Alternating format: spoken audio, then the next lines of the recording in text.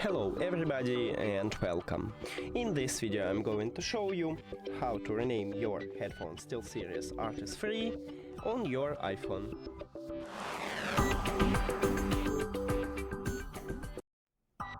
You have to start by open settings and then go to the Bluetooth.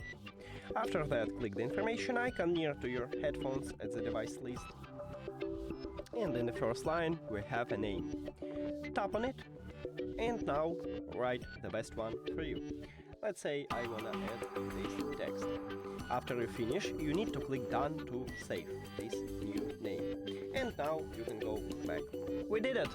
Thank you for watching this video. If you found it helpful, please consider subscribing to the channel and leave a like on the video. See you later!